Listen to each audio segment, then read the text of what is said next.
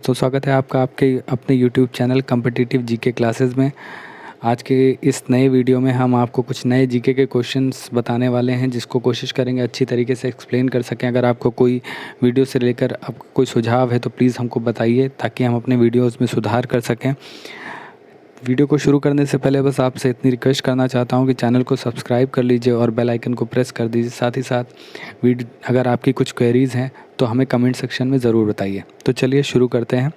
पहला क्वेश्चन जो है हमारा वो ये है कि भारत का पहला वाटर प्लस शहर कौन सा है। जैसा कि आप देख पा रहे हैं, यहाँ पर क्वेश्चन है भारत का पहला वाटर प्लस शहर कौन सा है। तो सबसे पहले यह जानते हैं कि वाटर प्लस शहर होता क्या है।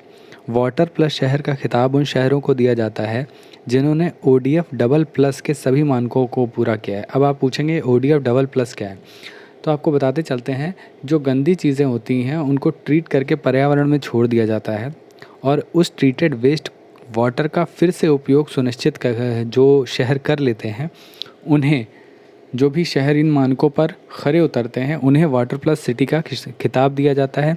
और यह जो अवार्ड है ये दिया गया है इंदौर को। तो इंदौर को टिक कर लेते हैं। जी हाँ, इंदौर को दिया गया है। बढ़ते हैं अपने अगले क्वेश्चन की तरफ। भारत का पहला ऐसा उच्च न्यायालय जिसमें अदालती कार्यवाही की लाइव स्ट्रीमिंग की गई। जी हाँ, अदालती कार्यवाही की लाइव स्ट्रीमिंग आजकल आप देखते होंगे, अदालतें जो होती हैं उनकी भी लाइव स्ट्रीमिंग होती है।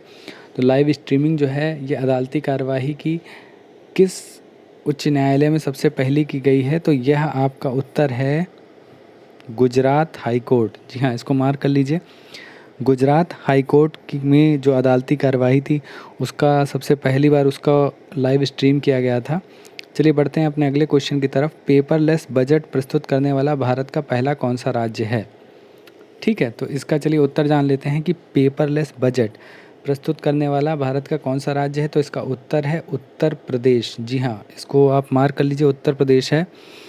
इसमें क्या हुआ था, इसमें सभी जितने भी उनके मेंबर्स थे, लेजिस्लेचर मेंबर्स थे, MLAs थे, उनको iPads प्रोवाइड कर दिए गए थे, और साथ ही बजट्स जिन पर बजट की हाइलाइट्स जो थी वो दिख रही थी। तो उत्तर प्रदेश में योगी आदित्यनाथ जी की सरकार में पेपरलेस बजट प्रस्तुत किया गया था।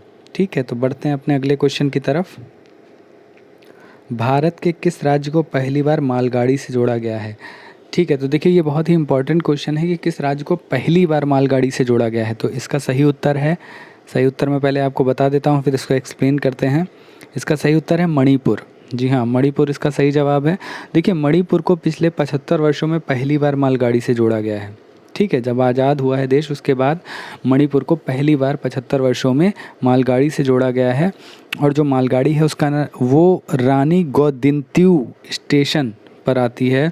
इससे पहले असम के सिलचर से पैसेंजर ट्रेन पहली बार मणिपुर के लिए बोइंग चुंग पाओ रेलवे स्टेशन पर पहुंची थी। मणिपुर के बारे में कुछ चीज़ें जान लेते हैं। मणिपुर जिसकी राजधानी इम्फॉल है, जिसके राज्यपाल LA गणेशन हैं, CM जो है एन वीरेन सिंह है, विधानसभा सीट अगर बात करें तो 60 हैं।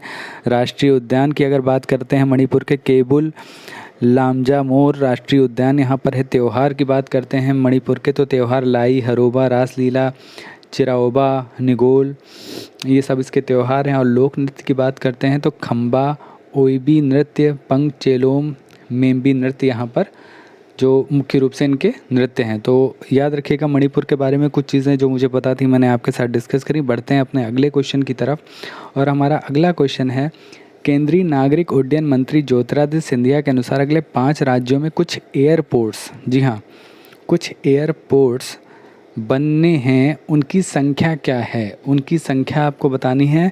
तो चलिए इसका आंसर जान लेते हैं। इसका आंसर क्या है, इसका आंसर है 16 इसका आंसर है। और अगर आपसे पूछा जाता है वो 5 राज्य कौन से हैं, तो उनमें मध्य प्रदेश में 1 एयरपोर्ट बनना है, यूपी में 9 बनने हैं, राजस्थान में 1 एयरपोर्ट बनना है, छत्तीसगढ़ में 3 और महाराष्ट्र में 2 एयरपोर्ट बनने हैं। इस तरह इनकी टोटल संख्या जो हो गई है वो आपकी 16 हो गई है। ठीक है, तो अगर आपको लगता है कि ये क्वेश्चन आपको थोड़ा सा दोबारा सुनने की ज़रूरत है तो वीडियो को आप जो है रिवर्स फॉरवर्ड कर सकते हैं, इसको दोबारा सुन लीजिएगा, इंपॉर्टेंट क्वेश्चन है। बढ़ते हैं अपने अगले क्वेश्चन की तरफ, और हमारा प्रश्न संख्या 6 जो है वह है, उत्तराखंड के चीफ मिनिस्टर ने किस राज्य का किसी राज्य का ब्रांड एम्बेसडर नियुक्त किया है, यानी कि उत्तराखंड का जो है ब्रांड एम्बेसडर कौन है। ब्रांड एम्बेसडर में आपको 4 ऑप्शन दिए हैं, जुबिन नौटियाल, राघव जोयाल, ऋषभ पंत और सौरभ जोशी। देखिए चारों लोग जो हैं उत्तराखंड से बिलोंग करते हैं, और अगर आपको सही उत्तर नहीं पता है तो मैं बिल्कुल नहीं कहूँगा कि आप इसमें गेस करिएगा, लेकिन अगर आपको इसका सही जवाब पता है तो बहुत अच्छी बात है। और इसका सही जवाब है ऋषभ पंत। जो भारतीय क्रिकेटर हैं ऋषभ पंत, उनको उत्तराखंड का ब्रांड एम्बेसडर चुना गया है। चलिए बढ़ते हैं अपने अगले क्वेश्चन की तरफ। भारत के सबसे बड़े ड्रोन शो का आयोजन कहाँ किया गया था। जी हाँ, भारत का जो सबसे बड़ा ड्रोन शो है उसका आयोजन कहाँ किया गया है, तो इसका सही जवाब जान लेते हैं। इसका सही जवाब है दोस्तों लखनऊ। लखनऊ में सबसे बड़े ड्रोन शो का आयोजन किया गया। अगले क्वेश्चन की तरफ मूव करते हैं। फियरलेस गवर्नेंस नाम की पुस्तक के लेखक या लेखिका कौन है। दोबारा क्वेश्चन को रिपीट कर देता हूँ। फियरलेस गवर्नेंस नामक पुस्तक, इसके लेखक और लेखिका, अगर लेखक हैं तो उनका नाम बताइए, लेखिका हैं तो उनका नाम बताइए। जी हाँ, तो चलिए जान लेते हैं इसका सही जवाब क्या है। इसका सही जवाब है किरण बेदी। देखिए इसमें एक ऑप्शन और भी दिया है, इंदिरा नूई। तो मैं आपको बता देना चाहता हूँ, इनकी इस पुस्तक का जो अनावरण है वो इंदिरा नूई और प्रोफेसर देवाशीष चटर्जी ने किया है। ठीक है, इस पुस्तक में जो किरण बेदी जी हैं उन्होंने शासन की अपनी यात्रा को लिखा है। जो शासन में उनकी, जैसा कि जानते हैं भारत की पहली महिला IPS हैं वो।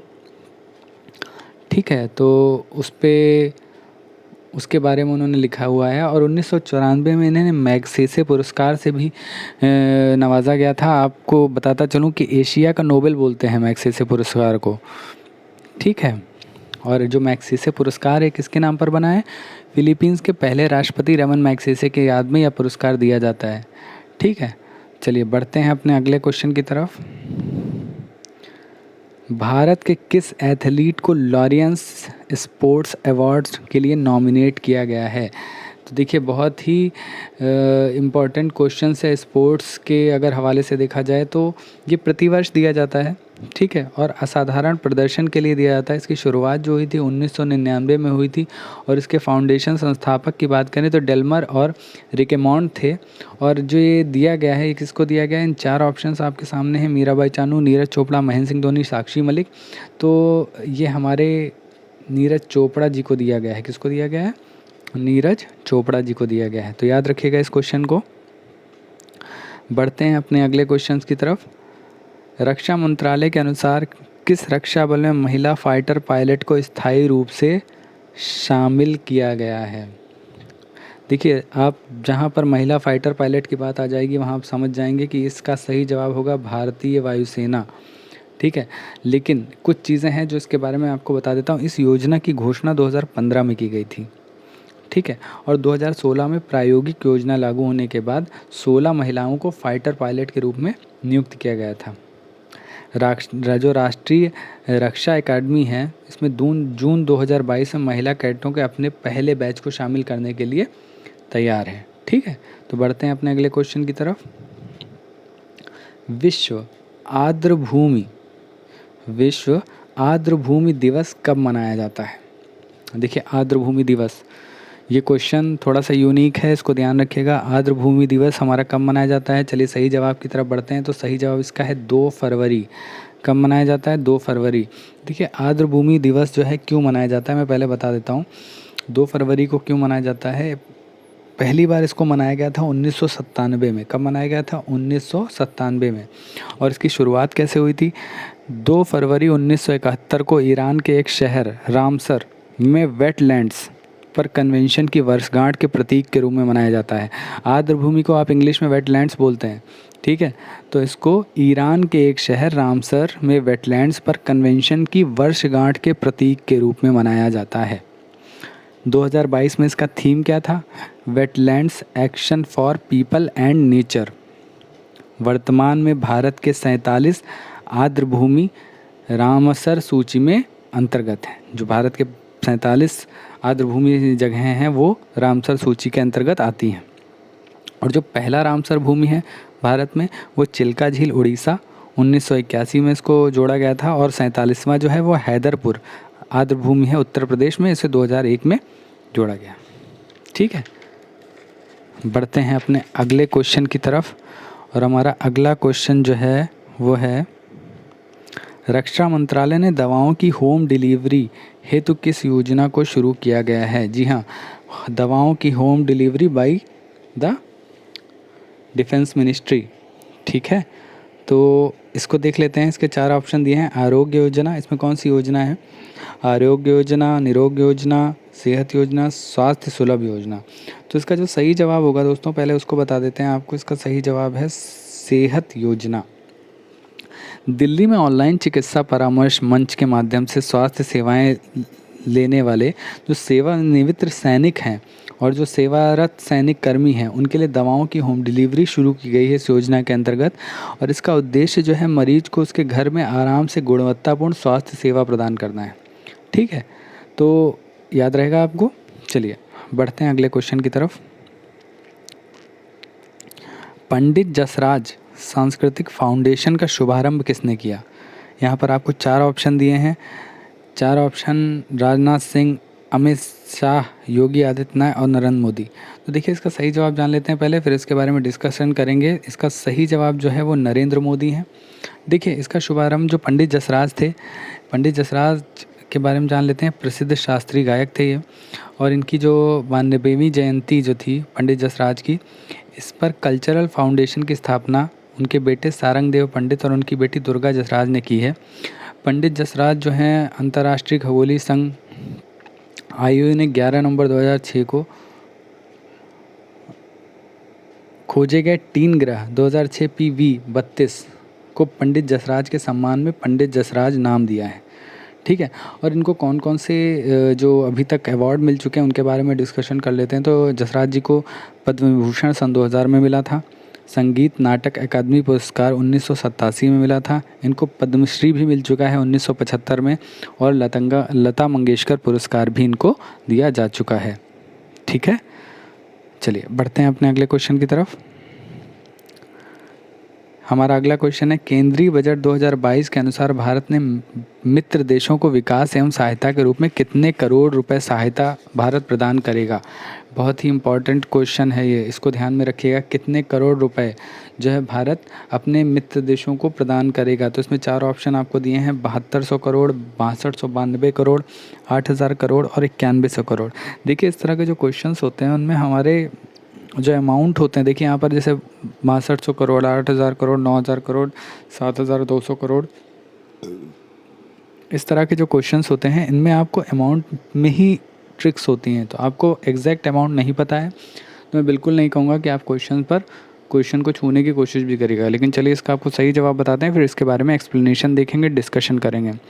तो 6292 करोड़ इसका सही जवाब होगा। इसका लक्ष्य क्या है इतना पैसा बांटने का? इसका लक्ष्य है पड़ोसी देश अफ्रीका और लैटिन अमेरिका देश और अफ़गानिस्तान के लिए विकास सहायता। ठीक है, जो ये देश हैं, अब किस देश को कितनी सहायता मिलनी है ये भी देख लेते हैं। जो भूटान है भारत का पड़ोसी देश, इसको 2266 करोड़ रुपए भारत देगा विकास के लिए। नेपाल को 750 करोड़, म्यांमार को 600 करोड़, मालदीव को 360 करोड़, बांग्लादेश को 300 करोड़, श्रीलंका को 200 करोड़, अफ्रीकी देश को 250 करोड़ और यूरेशियाई देश को 140 करोड़ रुपए भारत इस अमाउंट में से प्रोवाइड कराएगा। ठीक है, चलिए बढ़ते हैं अपने अगले क्वेश्चन की तरफ। हमारा अगला क्वेश्चन है, बंगाल को मुग़ल साम्राज्य से पृथक कर स्वतंत्र किसने किया था? तो इसके 4 ऑप्शन दिए हैं। सैयद ज़हीर खान, मुर्शिद कुली खान, बिलाल खान, फैज़ल शाह। तो चलिए इसके सही जवाब को देख लेते हैं। मुर्शिद कुली खान इसका सही जवाब है। इन्होंने बंगाल को मुग़ल साम्राज्य से पृथक किया था। ठीक है, चलिए बढ़ते हैं अपने अगले क्वेश्चन की तरफ।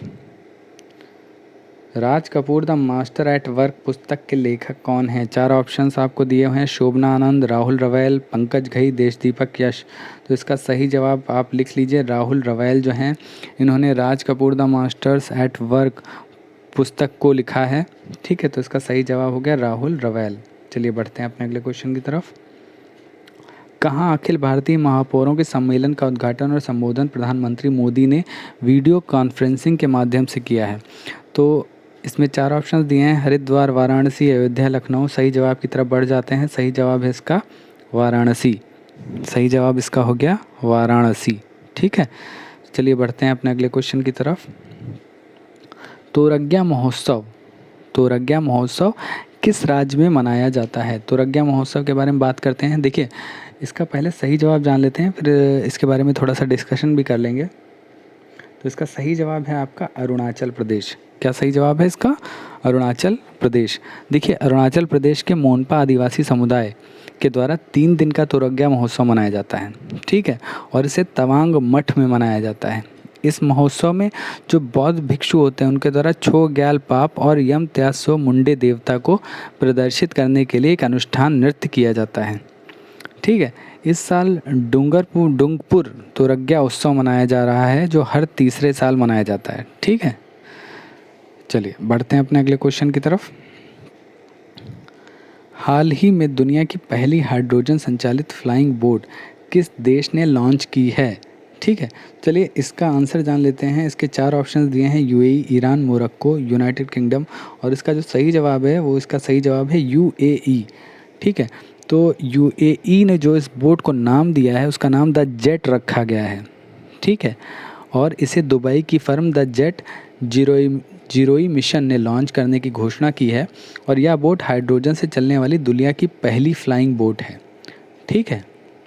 और इस जेट का जो उद्घाटन है वो COP28 में दुबई यूएई में किया जाएगा। और इसमें अगर आप पूछते हैं यात्रियों की क्षमता कितनी है ले जाने की, तो 8 से 12 यात्री इसमें जा सकते हैं, ठीक है। बढ़ते हैं अपने अगले क्वेश्चन की तरफ।